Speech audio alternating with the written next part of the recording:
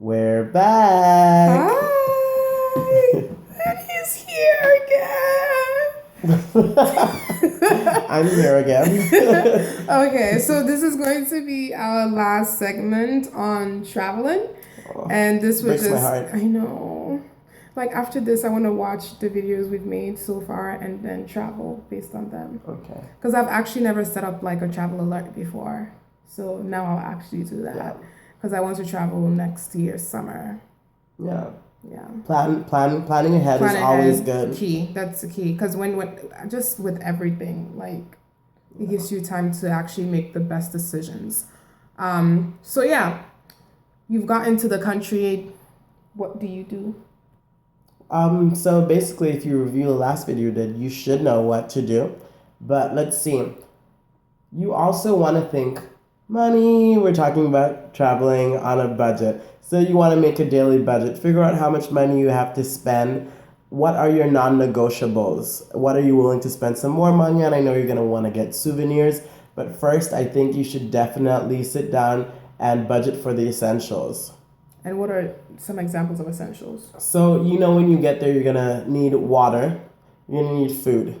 You're going to need stuff for transport. We already covered that in the previous segment, but you're going to want to sit down for that. and allocate funds for that. Exactly. It seems basic and it seems annoying, but it's one of those things that actually are necessary. Because guess what's going to happen? You may not necessarily stick to the budget, but when you spend too much on one thing, you're already immediately calibrating how you're going to spend less on the next thing, so you can, balance out everything. But if you don't have a budget that can guide you, when you're spending too much, you have no idea. And even when you have too much money left over, you don't know. So things that you could have been taken advantage of, you might miss out on because you're thinking you don't have money. And think of it this way. Usually the thing that gets hurt, or things that you spend less on, for example, when you overspend, it's maybe food or on tours or things that could actually add value to the experience itself. Not necessarily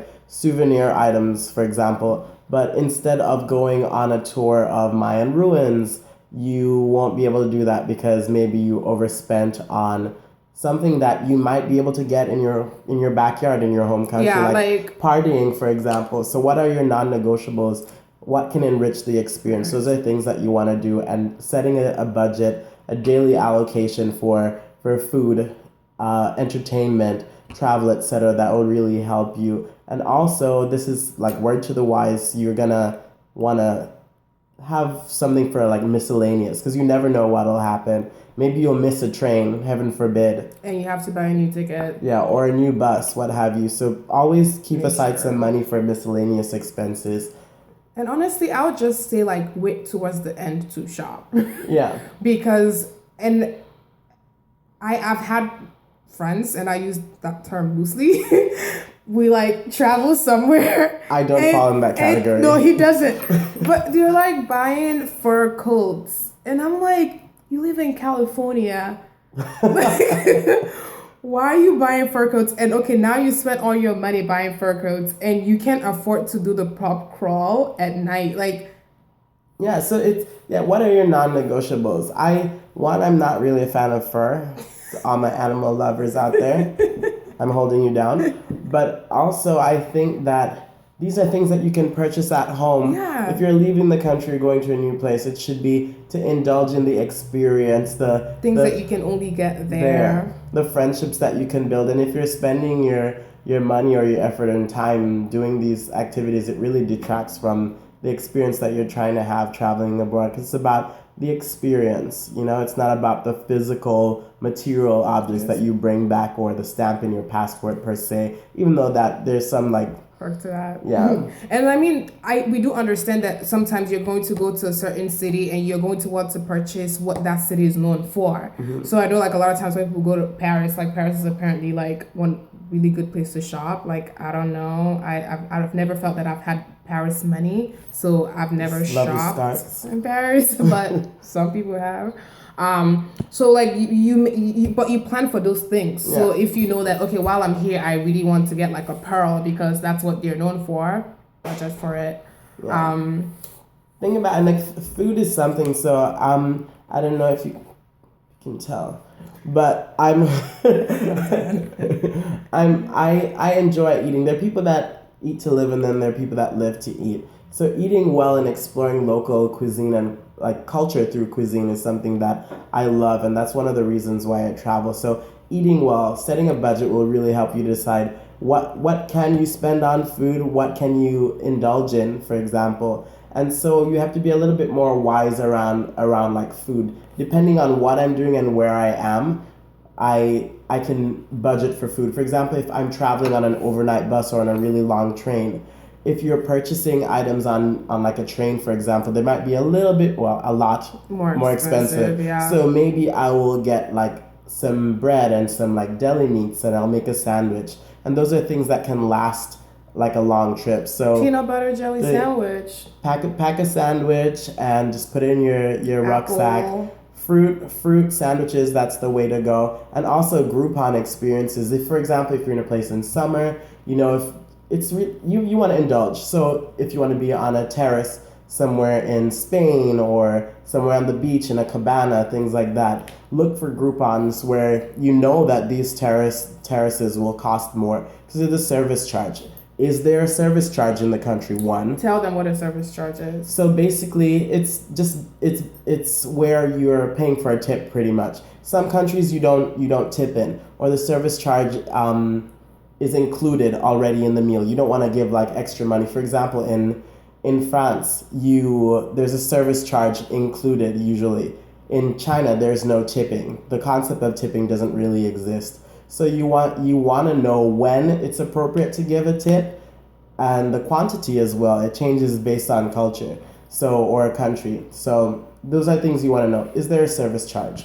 Prices are generally higher on terraces and outdoor accommodations, especially in the summer. So if you can avoid those places, great. If you can't, or you want to do something like that, get a Groupon. For example, in Paris, there are lots of rooftop bars in the summer, and I got Groupons for them, for example. I had a fantastic meal at an authentic French restaurant, and it's I forgot the name of it. Ooh, it's a father-son owned business. It's been around since the 1940s, and they stay true to real like authentic French food. And usually a 6-course meal there would run you about 190 euros. And that's how much in US dollars? Probably $230. And this is something that I was willing to spend a little bit more money on. And thankfully, I got a Groupon for it, and I cut it in literally half. I think I paid 95 euros for it, 6-course meal.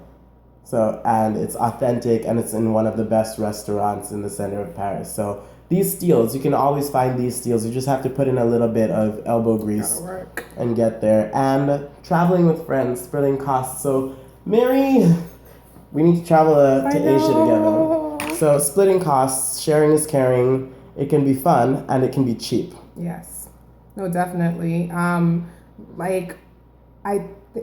We understand sometimes like your friends might not be like on the same page with you, like, yeah. Or you might want to go to one country but they want to go to another country, like. So we understand that happens, but like once in a while your stars might align, and when they do, take advantage of it. And also what you can do is do the planning, so when you present it to your friends, you're basically already like getting them on board because you've had everything figured out. So while you're thinking, oh, maybe I should go here, maybe I should go here, if they see that you've already like planned like one trip, it's just much easier for them to co-sign on your trip and like go with you. So just do your homework before you can convince someone else to like leave what they want to do and do what you want to do. Yeah. But so I hope the segments on traveling have been helpful to you guys. If you have any questions, please do comment. We will try to respond. But thank you so much for taking out time to watch this. Thank you so much, Daryl, for welcome, doing this. I love traveling, so I want to share the wealth. And you know, something that is really important that Mary and I covered would be to maybe start locally if it's a big jump for you. Yeah. You know, and then you can figure out how to do budgets in an environment that's more familiar for you, you know? And then you're working with the same like currency. Yeah. You know, it's much easier like Yeah. dealing with local currencies. Baby steps, and then who knows? You might be going to the moon next. Okay, well, bye. Bye. Until next time. Ciao.